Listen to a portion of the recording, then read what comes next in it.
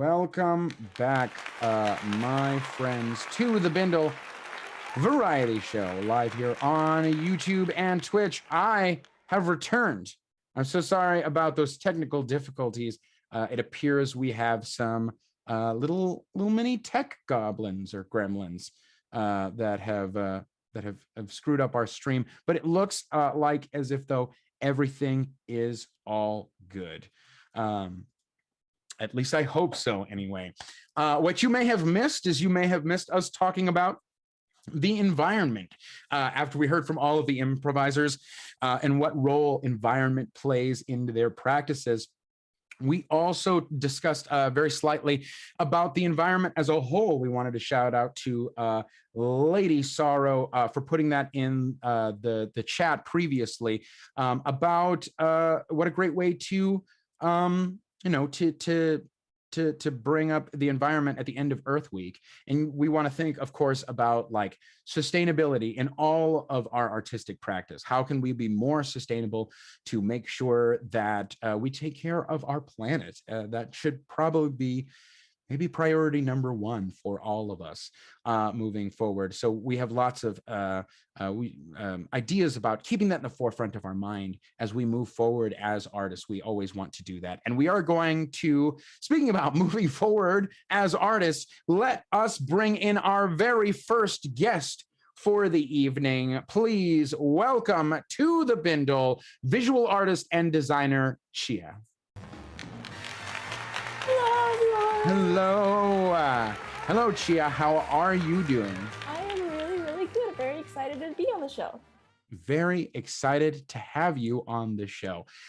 So for our audience who may not know or be familiar with your work, why don't you talk to us a little bit about it?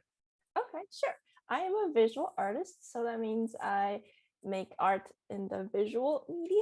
That means I take things, my thoughts and feelings and whatever I want to express into paintings or sculptures or animation or motion graphics, things that you see. And that's why visual artist.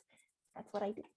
That is awesome. I always think, I always greatly admire visual artists for being able to take thoughts and emotions and make them into like the tangible. Because like myself as an actor, like it's just, I'm just taking my thoughts and emotions and like acting on them as if I could, the only way that I can possibly do that. But I think it's really beautiful to be able to take like thoughts, ideas, feelings, and to craft them into like something that is not you, that lives outside of your body. Well, isn't like acting also outside of your body in a way, or no?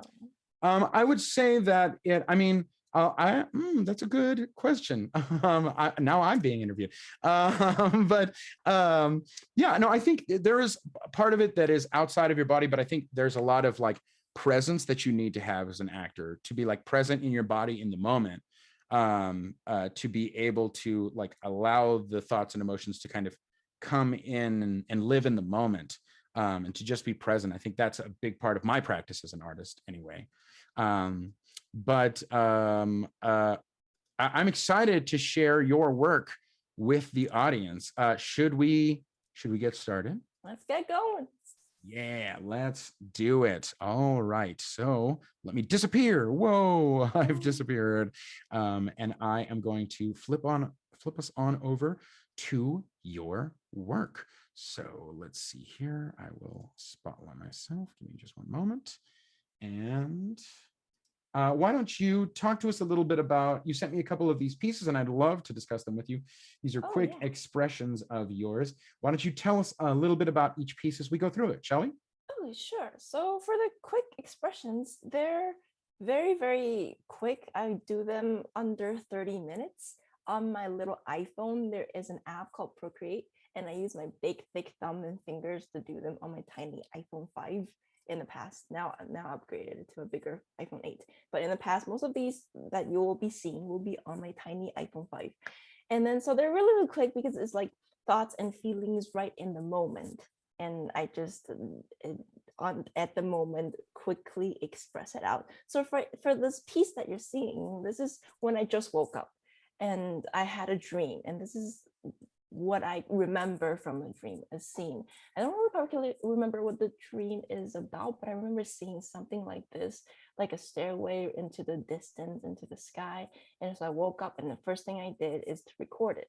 And then so really grabbed my phone and then used my big fat fingers and painted this out. So yeah, that's this piece.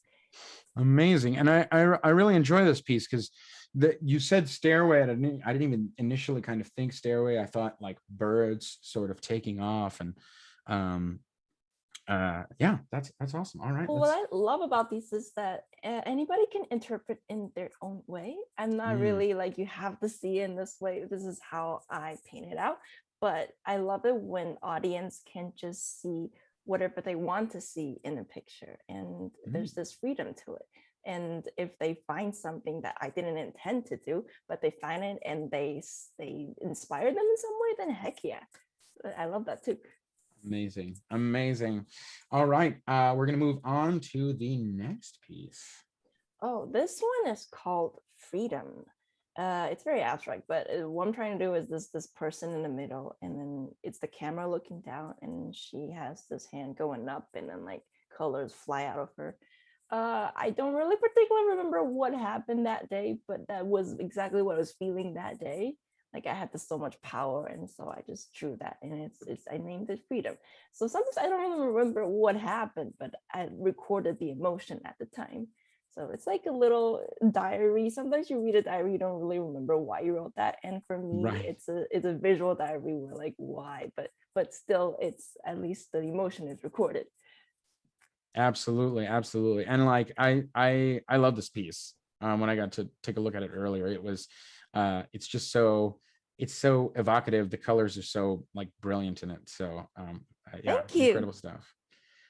Let's move on to the next piece. Oh, this one, I remember the story. So it was 3-4 years ago, I forgot. But at that time I really liked this person. And then so I confessed to this person and he rejected me. And then so at night I drew this piece, and then I captioned it, "If the little wolf can't have the pretty flower, is it all right to admire from a distance?"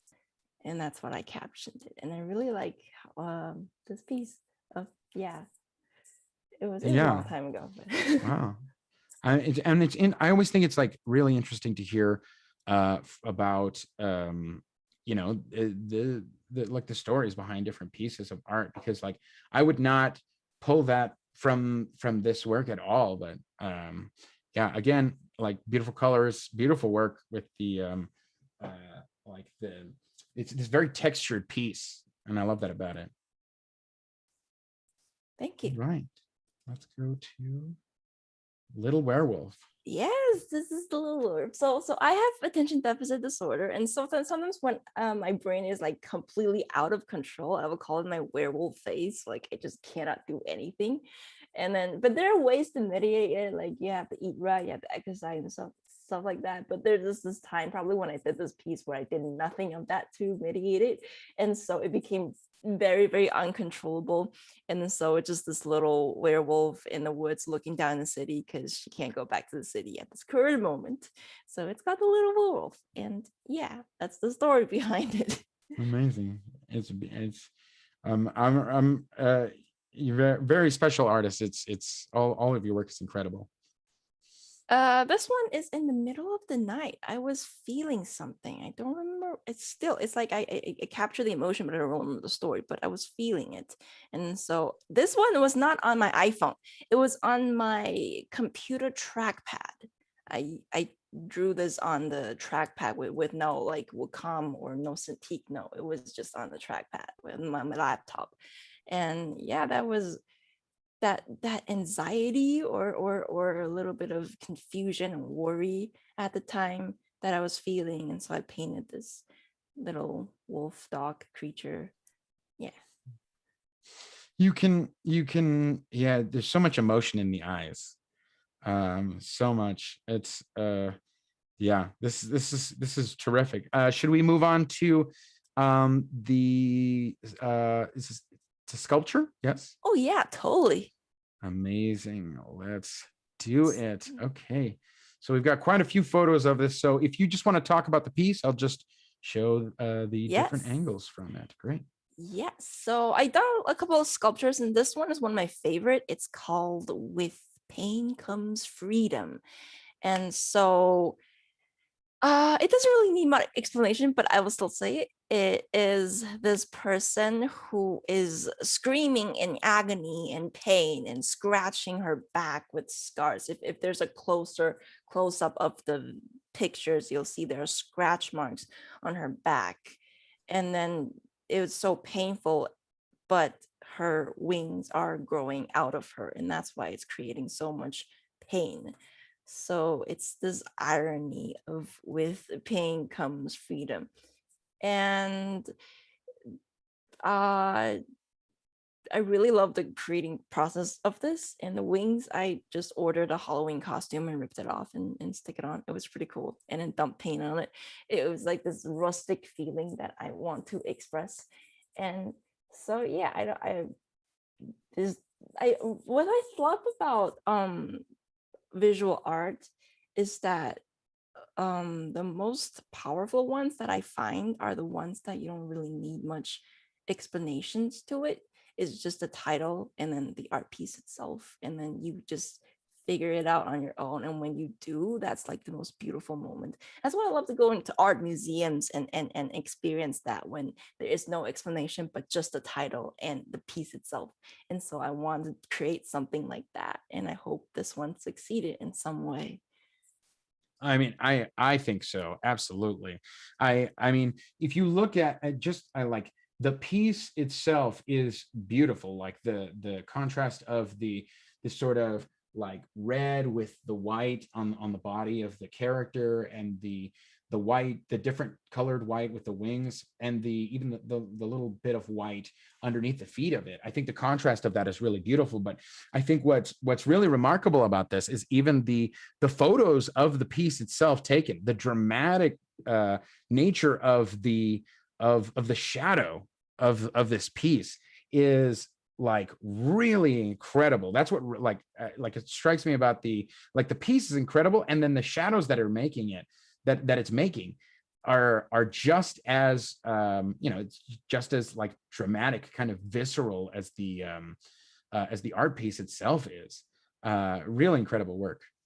The shadows is very theater-ish. So yeah, probably that's like familiar with everyone in a way. Absolutely. And like the shadows and in different angles are giving, different perspectives, different emotions, eliciting them. It's an incredible piece of work. Thank you. Great, terrific. And then you have a short clip you'd like to share with us, correct? Yes, a short film, short animation that I made 3 years ago. Excellent. So let's take a look at that.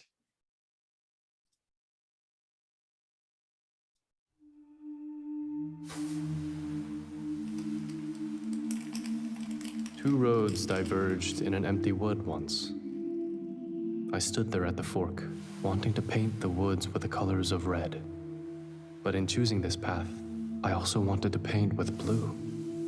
Oh, how I wished I could be both.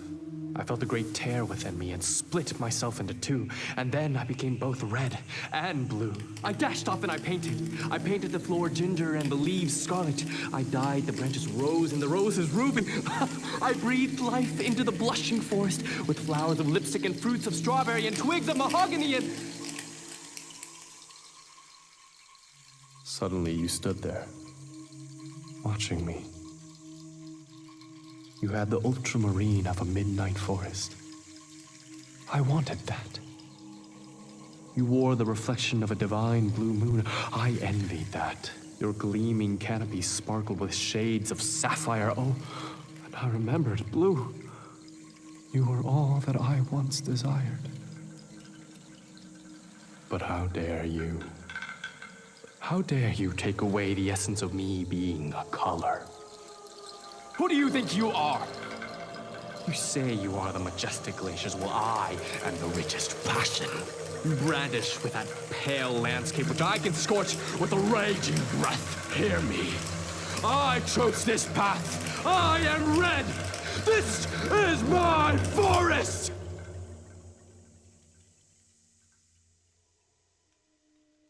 And I hate you. I hate that you are all that I once desired, and mostly I hate myself for that. I am not you.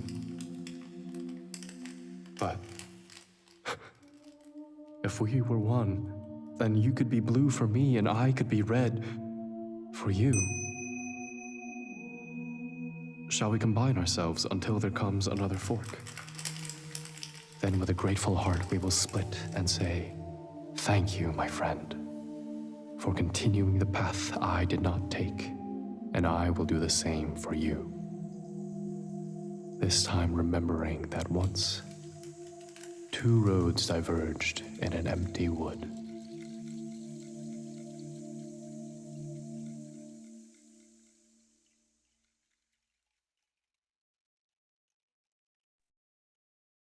Amazing. Truly. That's absolutely fantastic. It here, let me remove my spotlight and I'll come back and join you. That's some incredible stuff there, Chia. Thank you. Did you write it as well? Yes, I wrote the poem, and with some help of like teachers and classmates, and animated the thing. It was in 2018, it was some time ago.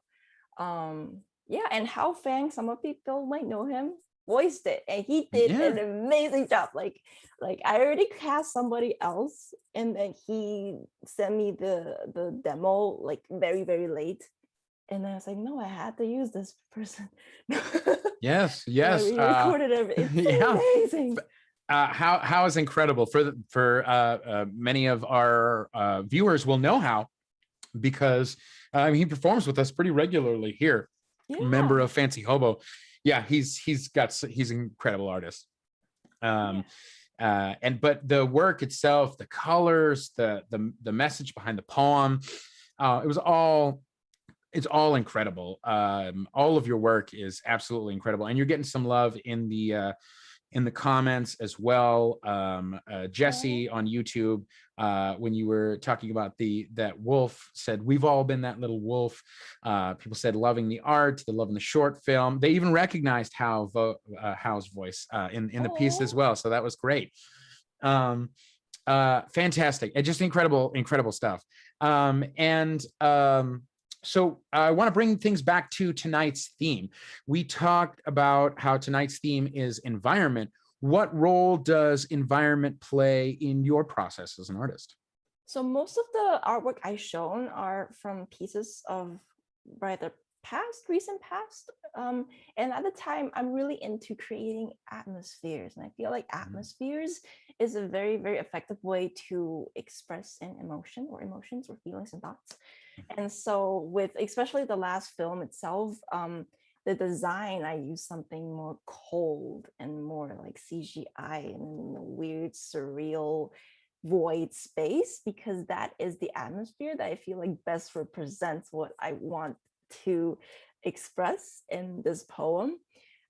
So I always think of what I want to express first, like the story or the emotion, and then I choose and design what atmosphere would best suit that.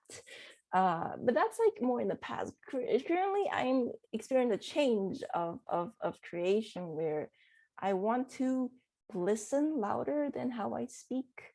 So I would love to more like feel the environment, not create one, but at the same time it's like a give and take, but I'm still experiencing on it. And so I haven't shown anything of that tonight, but for like the pieces you watched before is me expressing myself through creating atmospheres most of the time. And when I like create something, the first word that comes to my mind is like, think of the atmosphere, what atmosphere you want to create for that emotion. So Uh, yes. that's a beautiful sentiment, especially moving forward as an artist. Like you want to like just like listen and like take in more. Like that is so important, at least in my practice. Like listening is everything, whether I'm, doing improv or doing acting, like listening is the like kind of the cornerstone of my work, because if if you don't listen, you can't be present. If you can't be present, then you can't like create, interact, and start in the moment. And like that's all we're really trying to like, at least what I'm trying to do with my work is like create something in the moment to share, something that like isn't going to like last around forever, but like just instantaneously is birthed and then sort of dies. So like I just think that's a really beautiful statement about talking about like how you just want to listen more. Yeah. Chia, incredible work. Thank you so much for coming to tonight's show. So if our audience wanted to view more of your work, where might they go to? I post everything on my Instagram, and so follow me on Instagram at artsy chia. Should I spell it, or would it be in somewhere where they could it see? It is in the description of this video, in the details of our YouTube. You can open up the description and there are links to your Instagram there. There's also links to I believe your website as well is on there as well. Because I make films, short films and documentaries and stuff, and they're all going to be on my website. And I have YouTube and Vimeo. That's all linked on my website. So check that out if you're interested. Amazing. Chia, incredible work. And thank you so much for being on our show tonight. I look forward to seeing what you come up with next. Thank you so much for inviting. It's so fun. Of course. All right, everybody watching out, give some love in the chat for visual artist and designer Chia. Thank you so much. Bye. All right, so we are going to get moving right along with our next guest. Our next guest is a singer-songwriter and a good friend of mine. Please welcome to the Bindle Variety Show, Manu Becker. Hello, hey, my friend. How's it going? Thank you for having me.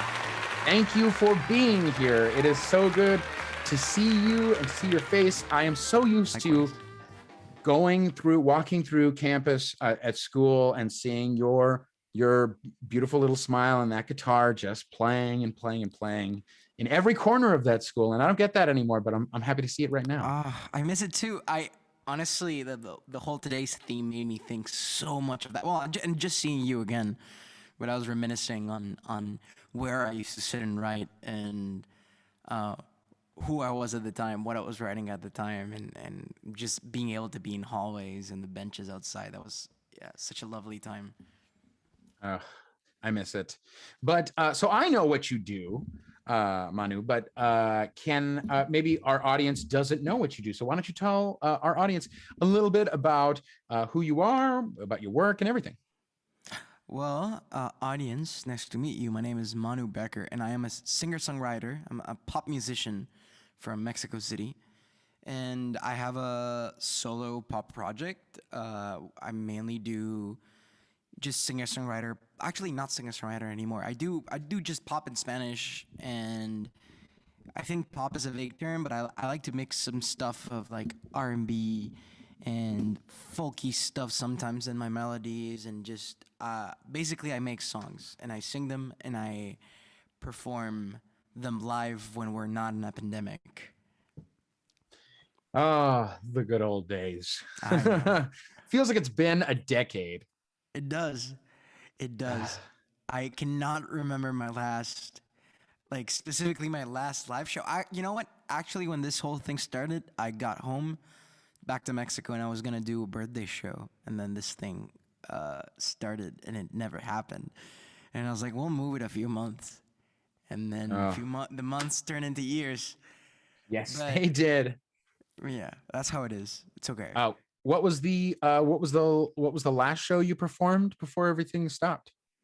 I can't remember. I want to think it was a venue in Mexico City as well called Bajo Circuito, but there might have been one or two shows I might have done in CalArts before, because I was still in LA before this thing hit. So I'm not sure. Okay. And like I obviously know kind of how things have been going here in the United States with everything, but how have things been in Mexico City over this past year? Oh, it's a mess, but I think like everywhere else. But Yeah. I think at the very least, I've been fortunate enough to not have any cases in my family. Like, we've been blessed to be healthy. We've been able to lock ourselves, and to be able to lock yourself is already a huge privilege, to be able to work from home. So we've been safe. But I think country hasn't been too great. I mean, we can't really know how much COVID there is truly, because testing is weird, and we don't have accurate numbers.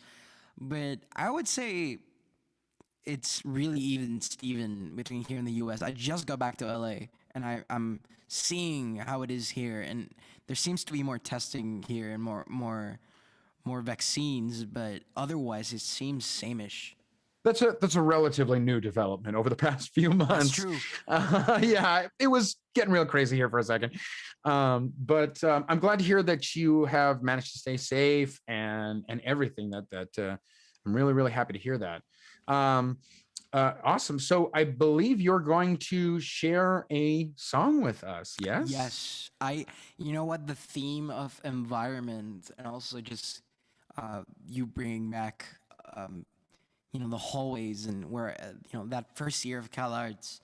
And I think what Brandon said about improv and environment, and bringing back different environments you were in emotionally, just made me think of this song. I was gonna perform one of my latest releases, and I just thought this seemed more appropriate, and I can talk about it more later. But it's a song I wrote like about 2-3 years back, and it's called All This Time. And amazing. All right. So, ladies and gentlemen in our audience, please enjoy this song. okay.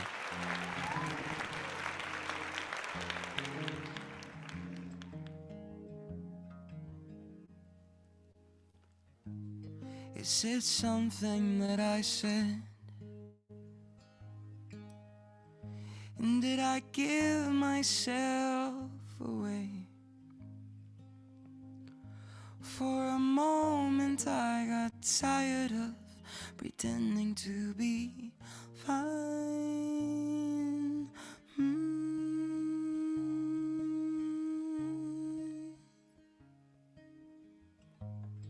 And I think it all the time, but I don't mean to be a drag. I'm so sorry that I brought it up again. I'll keep it down. And she said, all this time, all my life, all this time I could not see. All this time, all my life, all this time I could not breathe. Why are you doing this to me?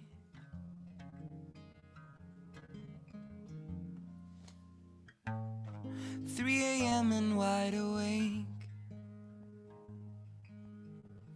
with all the promises I break. Simple songs for simple hearts is all I have to make things right.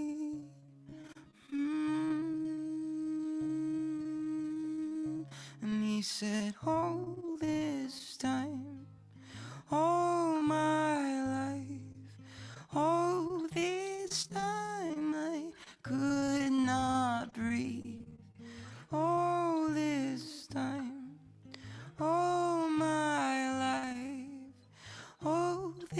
this time I could not see you were doing this to me.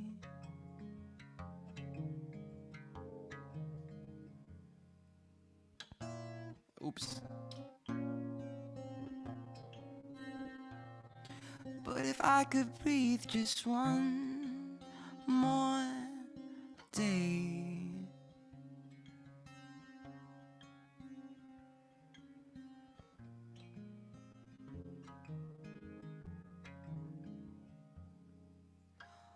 oh, this time, oh, my life.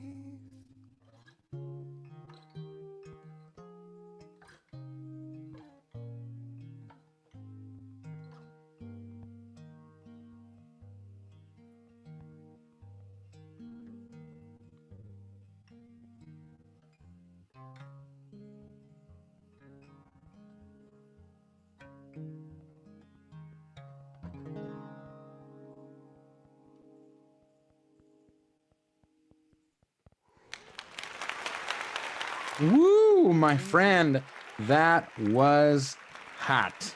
Thank you.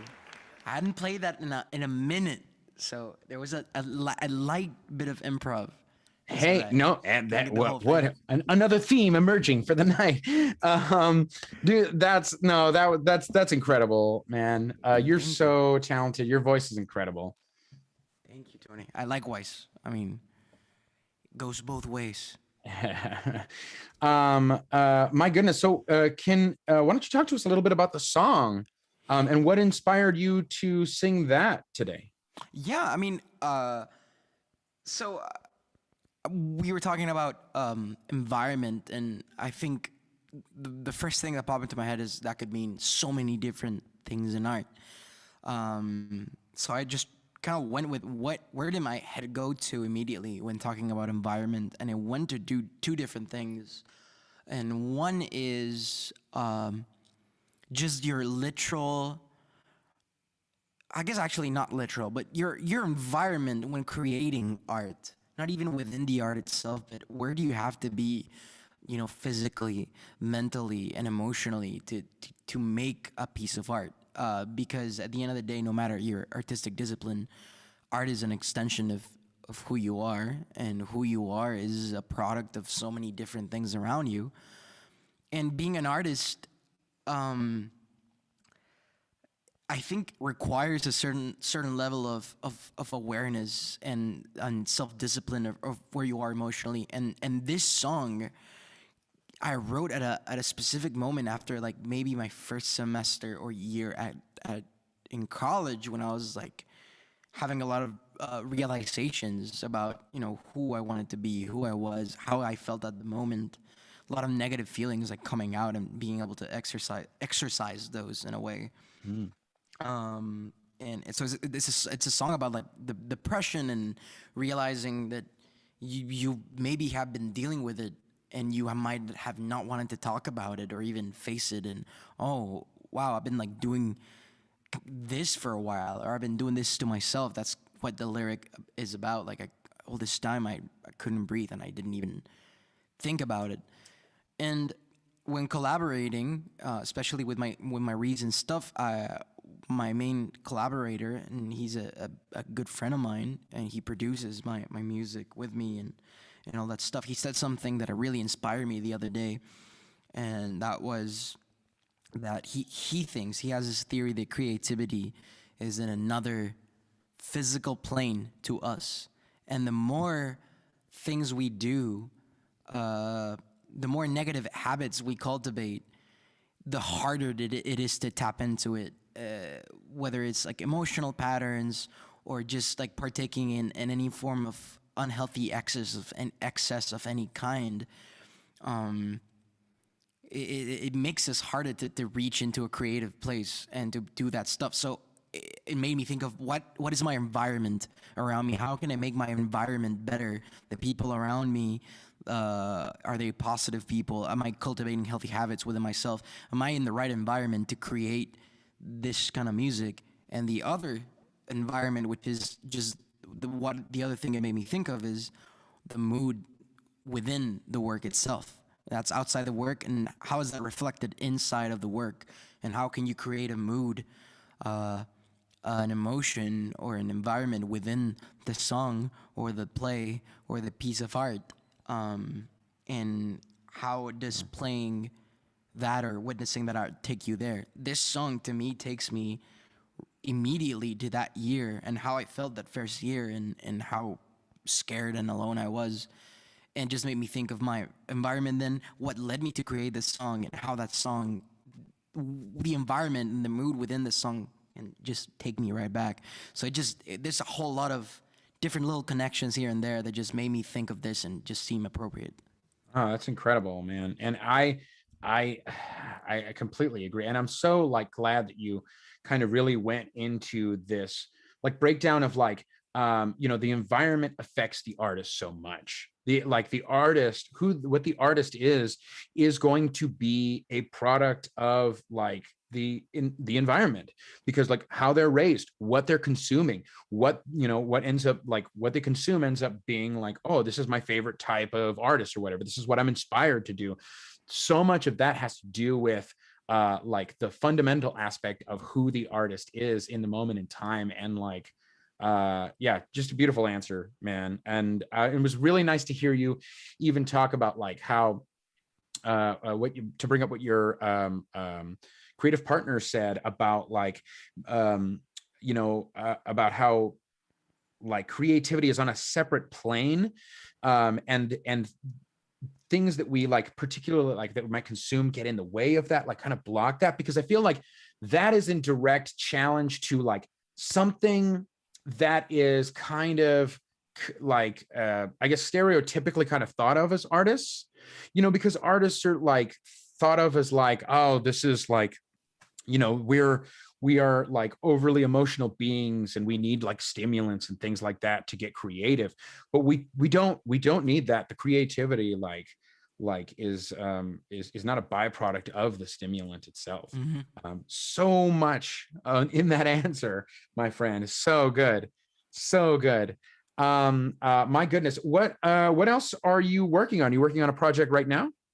Yes. I mean, with the pandemic, the pandemic kind of had me have to fly back home, back to Mexico. Mm-hmm. And I was like, before that, I was kind of like, and I remember because I was about to go to a convention, an ASCAP thing, which is a music thing. And I was putting together a portfolio, realized I had nothing. I have like 2 songs, one of which wasn't mine. It was like a collaboration. And so the pandemic hit, I went back home. I ended up collaborating with this fella, and I've been developing my solo project over the past whole year since it started. And I just came out with my second song, and I'm working on an EP that is coming in a few months, I think towards the second half of this year, towards like latter half. And I have some singles off of that coming soon. And I just came out with a song. I'm on Spotify as Manu Becker. Manu Becker, that's Manubeker, and I just put out the single like a week ago, basically. Amazing. And it's getting it's getting some attention, right? Yeah, I mean, at least from Spotify, we've been getting some editorial placements from it, which is insane. I did not expect this to happen so soon, or to happen at all, actually. Like, every time I release something, I get so scared and nervous that it's not going to do well. And this past week, we got into some cool Latin music placements, so that's been really fun, yeah. That's awesome. That's awesome to hear. I once upon a time before I came to CalArts, I made a lot of music with my band. So I know that the music scene in the music industry, man, that shit is hard. It's tough. It is a brutal thing. And I would love to, we don't have unfortunately much time to get into it here, but I would love to even discuss like I know that Spotify's had a lot of blowback from artists recently about like, because like my music is on Spotify, we don't make, I mean, we make nothing from Spotify. It's Mhm. like pennies. And like, I know that there's like a large organization of artists now that are kind of coming together to try to get, you know, pay equity for artists on Spotify, which I think is really, really important. But I would love to maybe some other time pick your brain about it, or maybe some other time collab on a song or something. I think that'd be Yeah, that'd dope. be beautiful. I Yeah. am back in California. I'm hopefully getting vaccinated in the next few weeks. So hopefully this year we can make that happen. And yeah, Amazing. I will definitely get in talking about Spotify anytime you ask me to. It's an interesting environment. Interesting Definitely. ecosystem, I guess, would be the more appropriate term for it. Absolutely, absolutely. All right, my friend, before we go, can you please tell our audience, you already mentioned a little bit, but any other places that they can find your work that you would like them to support you at? Yeah, I mean, if you just look my name up the way it shows up on the promos, you can find my Spotify and my YouTube, which is where I put most of my content. But I'm also on Instagram as Manu Becker Music, and that's where I do most of my social media stuff. I usually post updates there. It's all in Spanish mainly, though. So if you don't speak Spanish, you might just look at pictures and be like, "Cool picture." But I mean, I think well, there's a translate thing there. Yeah, there's a Yeah, you can follow translate me. thing. Yeah, you can And follow you me know on what? Instagram. There are billions of people that speak Spanish. Yes. We should all just learn how to speak Spanish. Yes, please. Definitely. Oh my gosh. And then we have your link tree in the comments, and I think some other links in there as well. So if you would like to follow our good friend Manu here, please head to those links. Please give them a follow. My friend, thank you so much for coming to tonight's show. Oh my gosh, incredible work, and I can't wait to see what else you do next. Likewise, Tony. Thank you so much for having me. It's an honor. No problem. All right, in the chat, give it up for our incredible musical guest, Manu Becker. All right, those are our guests. What amazing guests! What incredible guests! Some really, really special work happening here on the Bindle. And now I think is a perfect time to bring our improvisers back into the virtual space. So come on back. Whoa, we've returned. Yeah. Players, so much stuff. Right now, what we're going to do is we're going to synthesize a lot of what we saw. Maybe talk about themes that emerged for us, deconstruct some themes, ideas, and then we're going to create something brand new out of it. Something that I saw in tonight's work, my goodness, there was lots of work coming from emotionally charged places. You know, some really beautiful work, a lot of discussion of, I heard a lot of discussion of time, of memory, of and like the relation between the two. And something that I think that was really present in both work was like experiencing these things and then like facing them, dealing with them. And I thought that was really, really beautiful in tonight, in both guest artists tonight. That's what I saw. What did you all see? Madi. Yeah, I was really interested and found this theme in both Chia and Manu's work tonight, which is like how how humans can be multifaceted, like with Chia's wolf, her like wolf imagery, and how like she's like discovering this other side of herself, like dealing with mental illness and challenges with that as well, like just finding this other side of yourself that you may feel like you want to hide, or like you aren't ready to share with someone else. That was really intriguing to me, all of the wolf imagery and what she shared with us.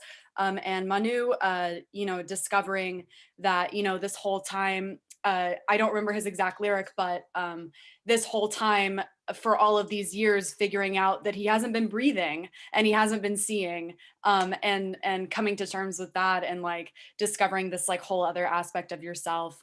Yeah, that's what I'm thinking about. Just like we're just, as human beings, are very complex, multifaceted, and I feel like we're always discovering different sides of the self.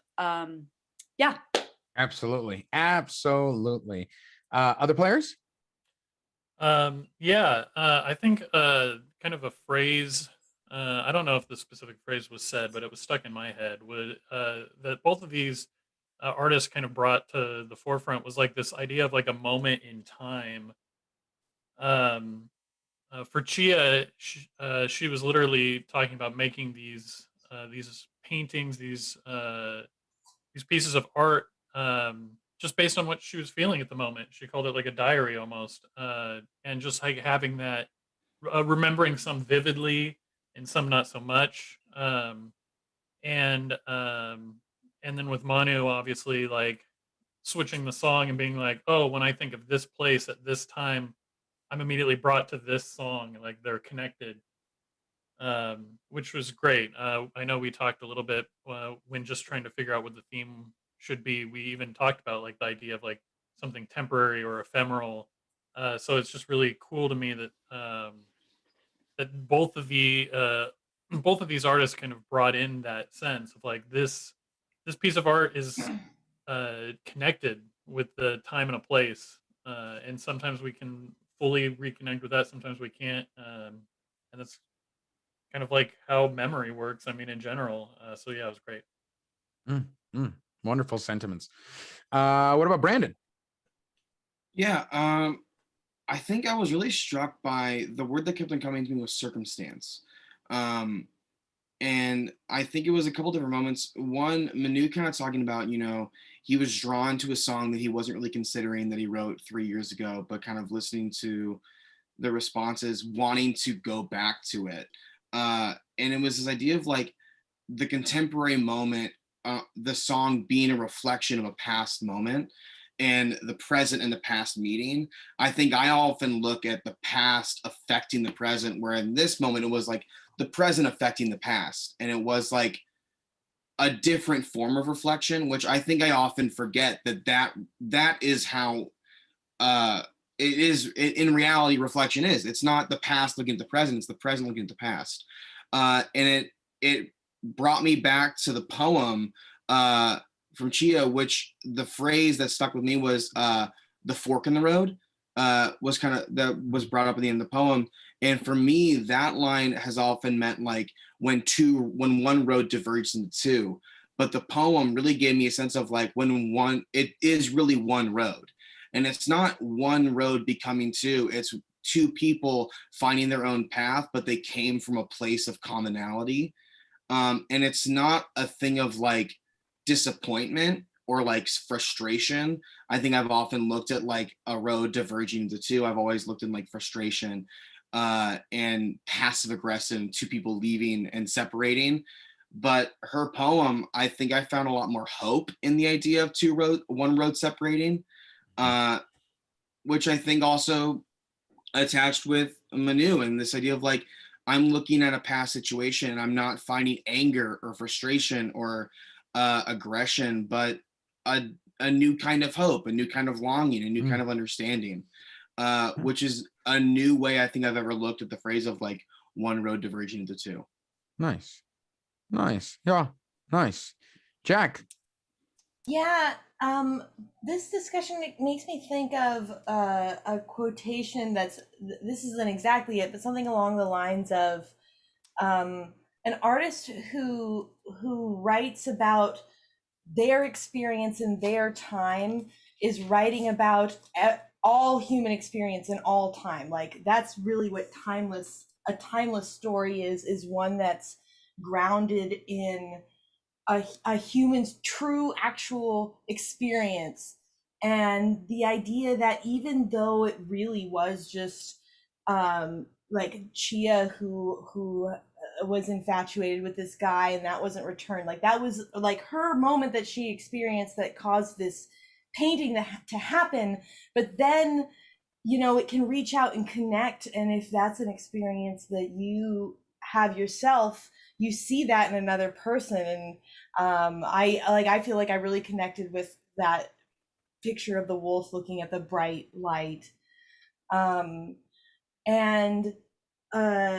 Yeah, so I think it's similar with Manu's song, like the idea of like I didn't even realize I wasn't breathing, Like, I think that's an experience we've all had at one point in our lives. Even now, if you're not really being mindful of it, if you just like relax and let air into your lungs, like it's like, oh man, how long have I been holding it tight? So I feel connected to people, even though they're sharing an experience that feels like isolated. So that's what I felt with today's art that I saw. Amazing. Yes, I think, and I think, yeah, this discussion, and like Manu put this in the chat as well. Like, the more personal, the more universal, right? Yeah. Personal, universal just makes me think like interconnectedness, right? Just everything feeding into itself, into like this big kind of cyclical nature. Cyclical and interconnected makes me think of water. Water makes me think of the water cycle. The water cycle makes me think of rainfall. Rainfall makes me think of like noir. Noir makes me think of cigarettes. Cigarettes make me think all the time. Thinking all the time, caffeinated. Caffeinated addiction.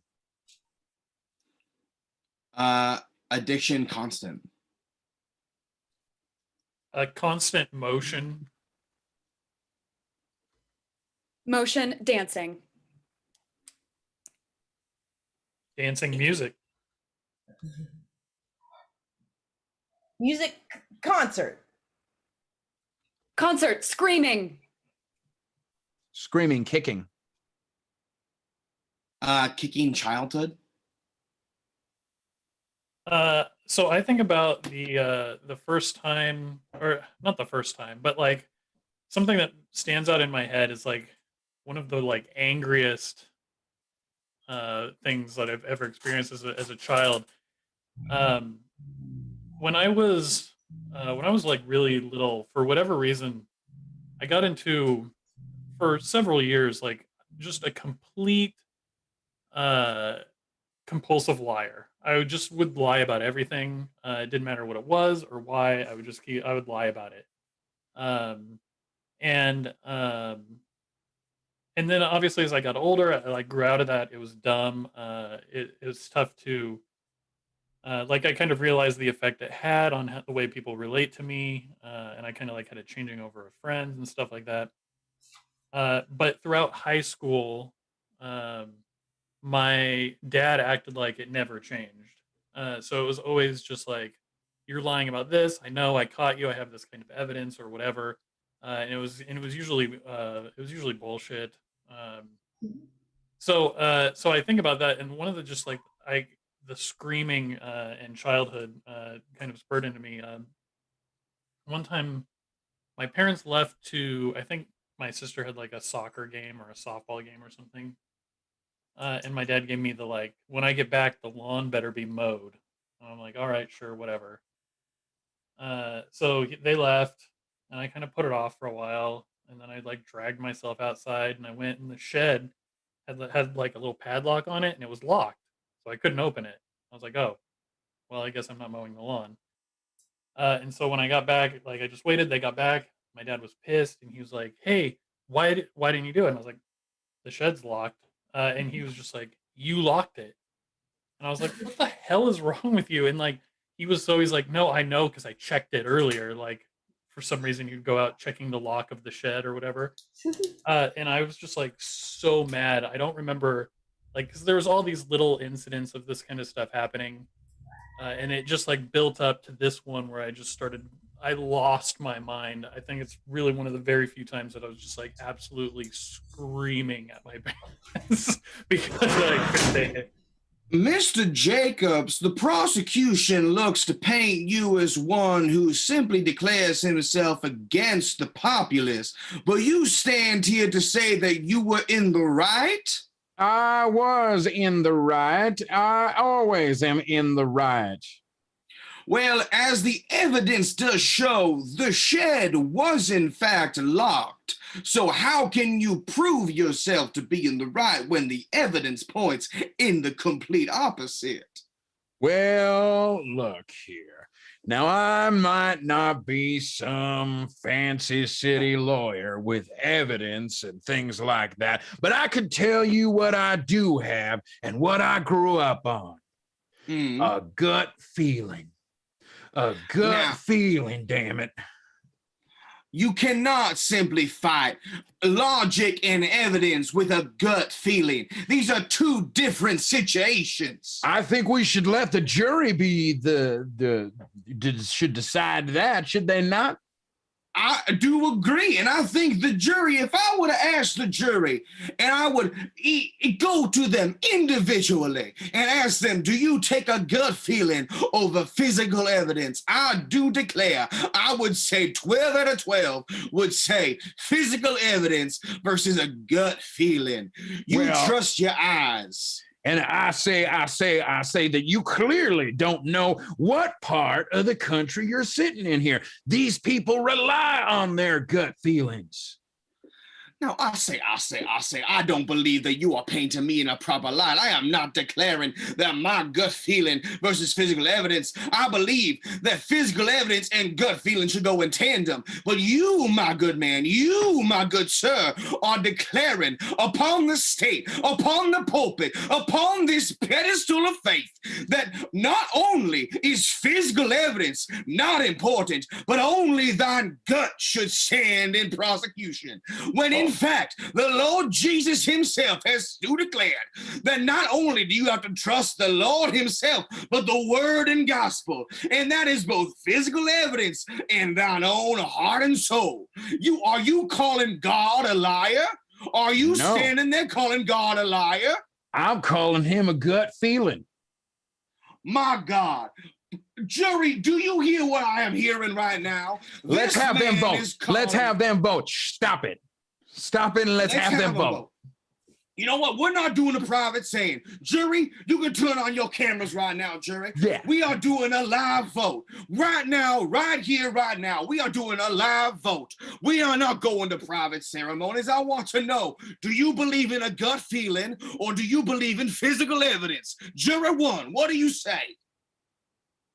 Yes, as juror number one, we were given very explicit instructions, and I feel like physical evidence was mentioned during that. So I'm gonna stick with physical evidence. But I mean, really? Now, don't you try to coerce. Really? Look. Okay, fine.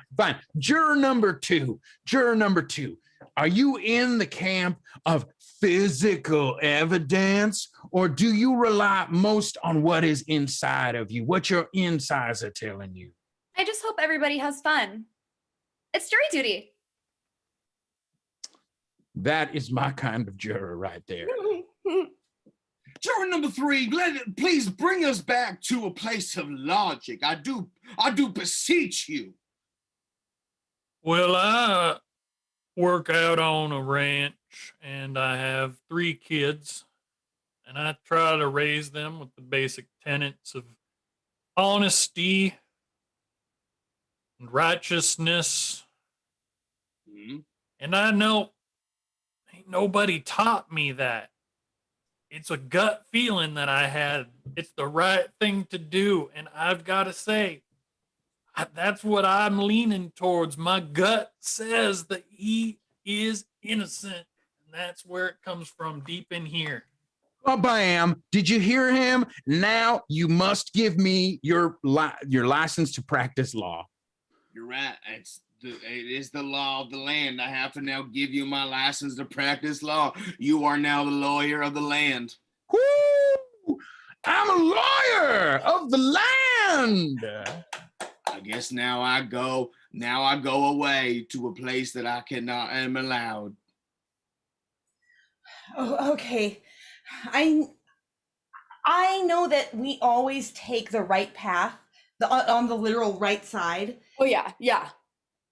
I was thinking this hike, we go left. Samantha, what's gotten into you, girl? Okay. So, Diane, I was told by my fortune teller that I need to be more adventurous and that I will find my love if I'm more adventurous. Okay. I mean, what? You think, like, if we go on the left, like, what? Like, a man's gonna be standing there, like, waiting for you? No, I don't know. But that's the point, right? We don't know when we go. We don't know when we go. Let's go. Let's go down the left. Let's see what we find. Let's see what we find. I hope we find something exciting. I've never been on the left before. Left side. Hey, I'm left-handed. This is a good sign. Oh, no way. I didn't even know that about my dear friend Diane. Oh, that's so cool. Oh, hey, look, there's this little patch of mushrooms here. Oh, you should eat it. Oh, you think so? You don't think it's Yeah. dangerous? Your tarot card reader wants you to be more adventurous, right? Eat the mushroom. Oh my gosh. Oh, Diane, you have such good ideas. Thanks. That's what I'm here for.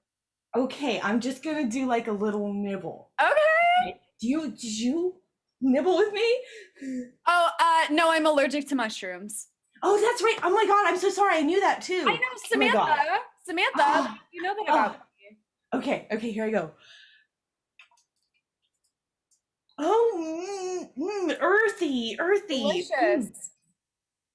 Yeah, really. Oh, delicious. Oh, they're very tingly on the tongue. Good. How do you feel? Wow. I feel very echoey right now. Did I get more echoey? Echoey, like your voice? Like, yeah. Diane, I don't know. I'm feeling all over the place. ooh, all over the place. That's exciting, right? Yeah, that's really exciting. Come on, Diane, follow me. Let's go. Okay, let's go. Oh, I'm so free. I'm feeling so hot. I'm gonna take off this jacket. Okay. I mean, it's kind of cold, but okay. Oh, Diane. Oh, I'm feeling so good. I feel like I could just roll in the dirt. Roll in the dirt. Oh, okay, maybe don't. It's dirty. Oh, I feel it. I feel new. You know who my true love is, Diane? Who is it? I think it's Mother Earth. I think I'm meant to. So go. Very well. Memory number 5. Your time as a child in the 4th grade. I don't want to relive that.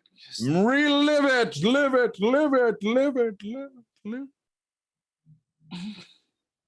Oh, here, yay, sandcastles. God, that was so stupid. Hey, nerd! You're a big nerd. Give me your lunch money, nerd. I just laughed at the bullies. I just let everyone laugh at me. Why? This has been the last 10 years of my life. Can for once I just move forward? No, you must relive your past memories over and over again. Why? This is your punishment. Helps no one. No, for what?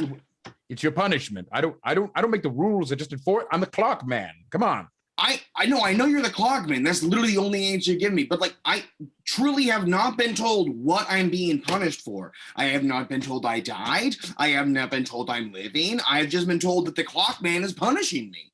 Isn't that just like regular life? No one's telling you you're being punished. You just feel punished all of a sudden. That's really fucking true. And Jesus Christ. Is this just my day-to-day life now? Now to your bar mitzvah. I'm not even Jewish. Oh my God. Yeah, I came to your bar mitzvah, but I am going to take all your presents.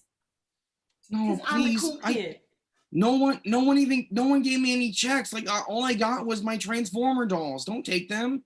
Oh, Transformers. Transformers are lame. I didn't want this. Jared, can you just stop for once? Like, they're not. You just break my stuff. Stop. And you're still inviting me to your bar mitzvah. What are you doing? Because mom says I have to. Oh, your mom is hot. Jared, can you just stop hitting on my family? Like, just fine, whatever. What do you want to do with your bar mitzvah? I'd like to feel like a grown-up. I just like to feel like an adult. They said I'd be a man, and I feel like a friggin' boy still. You know what would make us feel like grown-ups? What? I took some of your dad's beer. Beer? Yeah. Yeah, you want to be grown up? This is a grown-ups drink. I know, but Dad says like I can't drink this until I'm 18.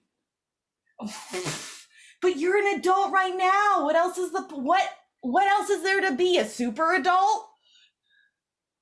I mean, I guess that's true. Yeah, cheers. Cheers. Oh yeah, it goes down so smooth.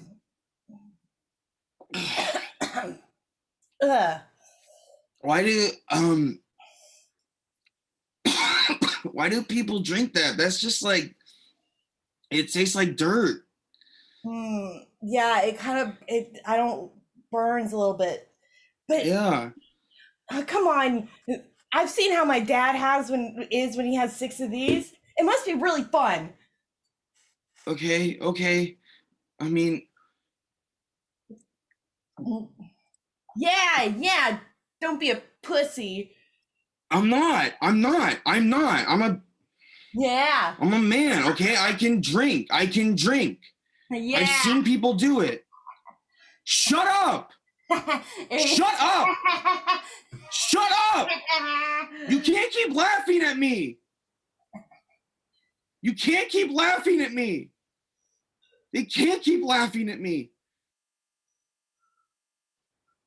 Mr. Clockman, please just let me go. God. I mean, yeah, sure, you can go. That was pretty fucked up. I'm not gonna lie. I mean, what was the point of reliving that? What's the point of reliving anything, right? Oh, looks like my work here is done. Clockman out.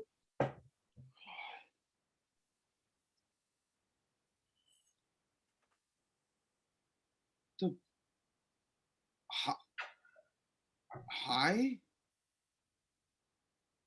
Whoa.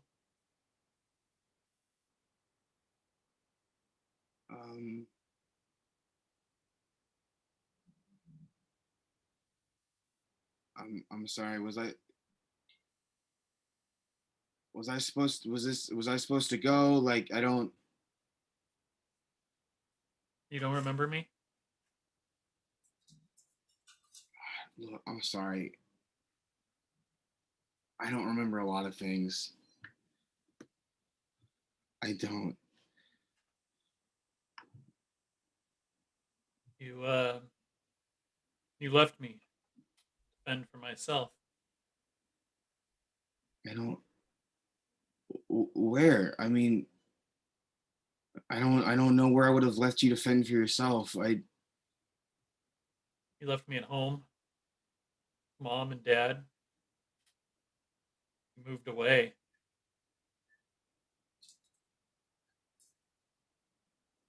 You turned 18 and you moved.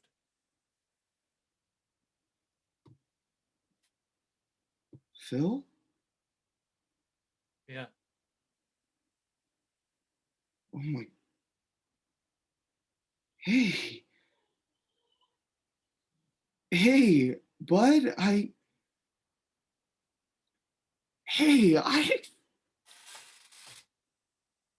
No, I'm sorry. I'm so sorry. I meant to come back. I really meant to come back. I'm so sorry. Dad started drinking more after you left. I thought he got help when I left. He did get help, but not for a long time. It got a lot worse before it got better.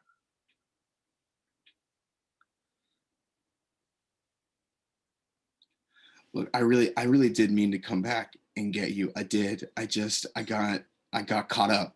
You know, I got caught up in and everything, you know, in work, in friends. I was gonna come back and I was gonna take you. Okay, I didn't.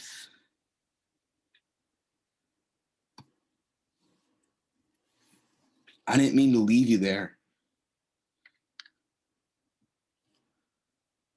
I don't know if there's anything you can really do at this point, you know?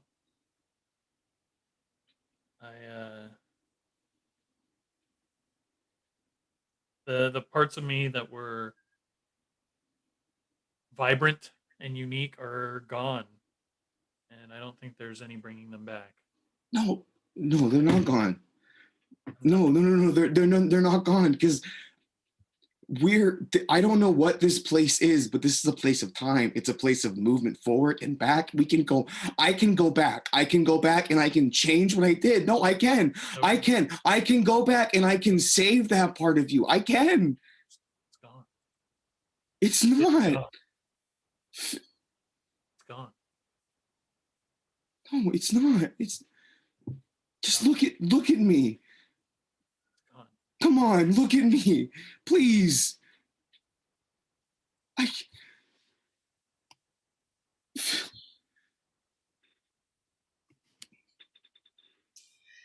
Oh, okay. We're roommates. We're really good friends. I didn't want to bring this up, but I think you should know that you're probably a werewolf. Okay, yeah, that's how I'll say it. I think you should know you're probably a werewolf. Right? That's not. Are they gonna kill me? Are they gonna attack me? Hi! Who you talking to? Oh my gosh. Okay, Drew, I'm so glad you're here. Oh, hey, looking cool, man. Always. You know Drew. Drew, man up top. Boom. Gosh. Oh yeah. There's this thing that I wanted to bring up, man. You're my most favorite roommate I've ever had, and I just we get along great. I pay the rent on time every month. Rent's on time. You never blasting your music too loud. The dishes are clean, man. You're so cool. And I don't want to lose any of that. It's just that I think once a month on the full moon, you might probably be a werewolf. What? Okay, honestly, on the full moon, there's been a few times where I've heard like violent ravaging, and you're usually so cool. So I thought that was weird, and so I'm sorry, man. I hope this isn't weird. But I checked on your room and I looked inside, and like there was blood on the wall and fur, and I kind of freaked me out, man. I think you're a werewolf. Roomie, let me stop you right there. First of all, I engage in experimental taxidermy when you're not home. And in the late hours of the night, I do that once a month so that I meet up with my crew and we compare animals. Oh, wow. Yeah, that's really cool. I mean, I'm so glad. But it wasn't just that got me. It was also like, remember when I brought my grandma's silverware home? Oh yeah, that shit was not cool. Well, yeah, your hands were burning just like by touching it. Well, I learned it was pure silver, like literal silverware, and I was putting two together, man. Look, I'm not trying to say that you're growing in this big old werewolf conspiracy, but like, listen. Drew is not a werewolf, okay? Impossible. It is not cool to be a werewolf, and Drew is always cool. Oh, I'm so happy to hear that, because like I've been dreading bringing it up, but like tonight is a full moon, and like I just didn't want to go through that again. But if it's not true, it's not true. That's great. Yep. So I'm gonna go and lock myself in my room for 6 or 7 hours. Hey, Drew, you ready to go? Drew, Yes. is yours? Yes, this is my new dog that I got at the pound. Rough. Yeah. We're gonna, instead of going to my room for several hours, we're gonna go on a long walk. Oh, okay, because I sort of just spoke like a man. Ha ha ha ha. That's a cool trick I learned in taxidermy, gang. Wow, that's so cool, Drew. I have to go now. No, bye.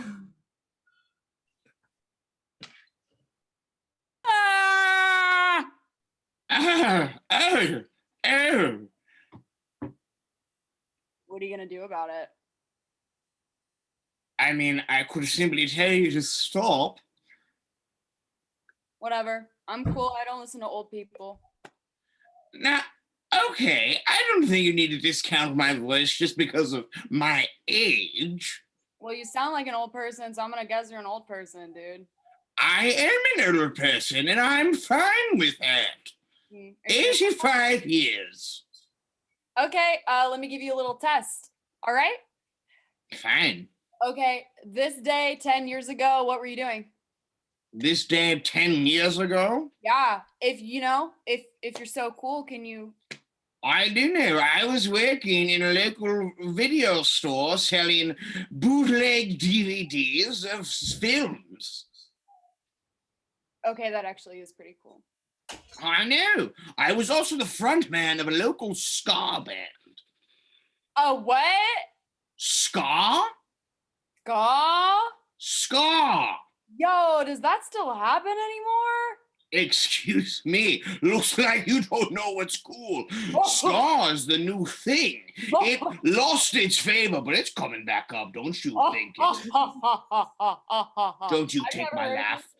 Don't you dare take my laugh. Oh, I'm gonna make fun of your laugh so hard. Oh,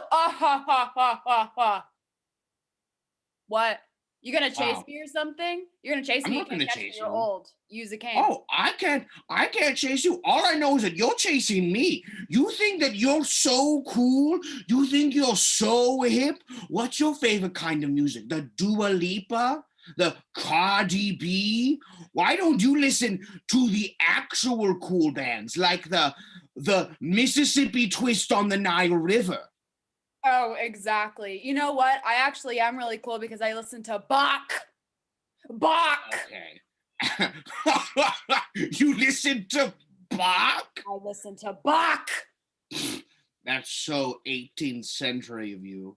Oh, ha ha ha. Very funny. Very funny, old man.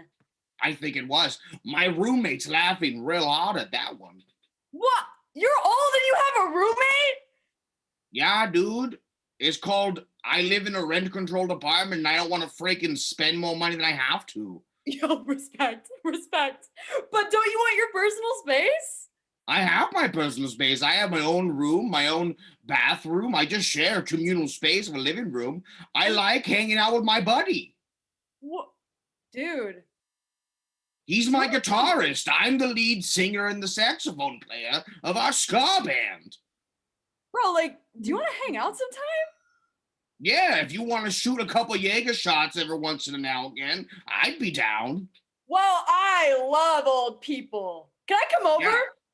Yeah, I mean, yeah, it's an open house. If you want to crash on the couch, whenever you like, it's an open place. Yo, okay, shit. Well, can you play any instruments? Like, you're welcome to join the group. I can sing. You can sing? I can sing real good. I mean, you're gonna have to best me. I'm the lead singer of our ska band, so unless you can like best my vocals, which is pretty difficult, my voice is freaking ripper. No, I believe you, but I think we should have a sing-off right now. Fuck, you go first, bitch. I can fucking take you down. Okay. I hate my mom. I hate my mom. All right. I hate my mom so much. When she talks to me, I cry. Yow! Ow! Okay. I like that falsetto. I'm not gonna lie, it was good falsetto. Thank you. Here's the thing, though. It's very emo punk of you. We're looking more for ska. So, like, No, look, I I just gotta let me fix my Zoom camera real quick. With ska, it's pretty particular. You want to make sure you're getting the high kicks in. Okay. So, like, whenever you're singing lead, you want to make sure you're really pumping the iron, you know, and like really giving it your all. So it's like, oh, here we go, baby. Rah, rah, rah. Here we go, baby. Rah, rah, rah. We're gonna sing it up. We're gonna take it up. I'm gonna give it to you. You know what I mean? That's kind of the vibe we're going for with ska. Yo, I like that vibe. Okay. I can kick. So I mean, if you want to give it another go, I'd be willing to let it. Okay, yeah, no, I think I can do it. All right, kids, welcome back.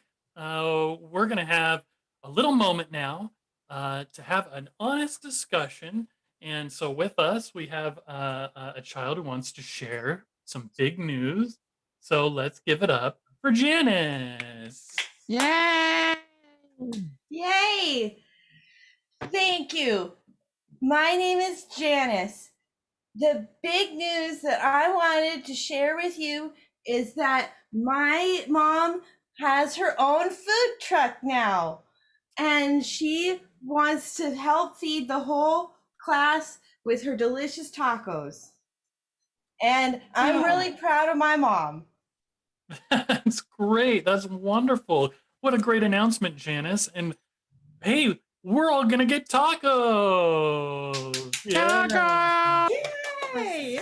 Yay! All right. Wow, that's wonderful news. And I think we have another kid who also has some big news that they want to share. So let's go ahead and turn it over to David. Yay, David! Okay, yeah. So, hi, guys. I'm David. My dad was recently released from Rikers, and so he wanted to teach a workshop on proper shiv technique.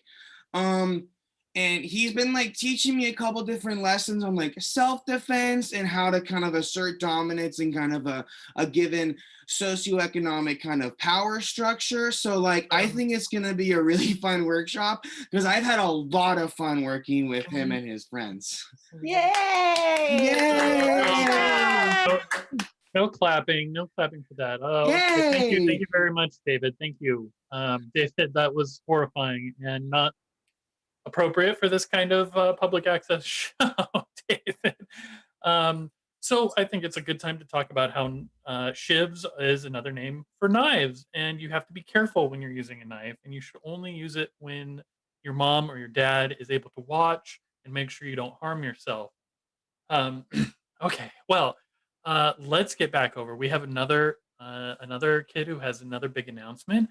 And I'm very excited to welcome them to the show. So let's give it up for Billy. Say hi to Billy. Billy, Hi. I was really excited to say this. So I was having this discussion with my mom, and she was telling me that this world and this plane that we are all currently living in, the mortal coil that we all have to deal with every single day, that is actually not a real thing, but it's more like a living simulation that we're in. And we're one day the simulation will just end, because there's no way that some sort of celestial being would cause this much pain and trauma and suffering for all of the trillions of people. So my mom says we're living in a simulation. Simulation!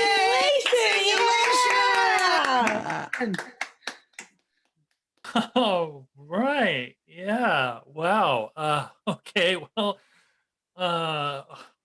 just makes you wonder, doesn't it? Like who's screening these children? Well, we have one more special child who is going to tell us some news. So let's give it up for Maria. Say hi to Maria. Yay, Maria! Hi, Mr. Matt. I was gonna say something cool, but I can't say it anymore because I spilled my Cheerios on the floor. I'm sorry. Spilled my Cheerios on the floor. Can you please help me? Yes, of course, Maria. We'll get these cleaned up for you. Okay, Cheerio. I remember what I was gonna say. That was really cool. Okay, well, yeah, go ahead. We'll clean this up and we'll get you a new bowl of Cheerios, okay? Cheerios are my favorite. Cheerios are my favorite. That's my announcement. Everybody should eat Cheerios. Even if we're in a simulation, everybody should eat Cheerios. Okay? Yeah. Yay! Cheerios! Yay! And that is going to be the end of our show, ladies and gentlemen. End of our show. Thank you. Thank you so much for coming to the Bindle Variety Show. Sponsored by Cheerios. That's right. The Bindle sponsored by Cheerios. Thank you so much for coming out here. Let's give another shout out for our guests, Chia and Manu. If you're still here, yeah, you are still here. You can join us back out here if you would like to. Thank you so much for joining us in tonight's show. It was a pleasure to have both of you here with us. Audience out there that's still watching, thank you so much for tuning into tonight's show. We really appreciate it. Be sure and follow and support Manu and Chia as much as you possibly can. We really want you to go out there and support. I know some of you in the comments said that you were already doing so. That's awesome. That's really great. We have got and don't forget to like and subscribe to our stuff as well. We have got some incredible shows coming up next month, in the month of April. We have ended things finally in the month of no, this is already April. Next month is May. Holy shit, time is a flat circle. So tune in to our next shows in May. Next Saturday night we have the Fancy Hobo Improv Show returning. I'm really excited about that. Some short form improv comedy coming at you.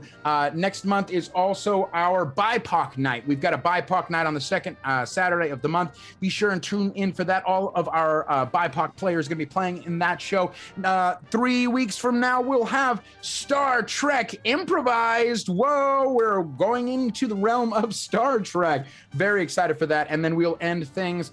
We've actually got, before the Bindle next month, we have another show, the Exquisite Hobo Project, where we, a couple of players come together to write a screenplay, but they have no idea what the previous person wrote aside from the last page that they are given. So tune in for the first live reading of that show and the Bindle, and of course, Hazards and Hijinks, our Dungeons and Dragons improv show, happening every Friday night at 8 p.m. Tune in for all of those shows and for more. Huge thank you and shout out to our guests. Thank you, Manu. Thank you, Chia. Thank you to our improvisers, Brandon, Madi, Matt, and Jack. You were all incredible and amazing tonight. Thank you for you out there for tuning in and watching. We really appreciate you.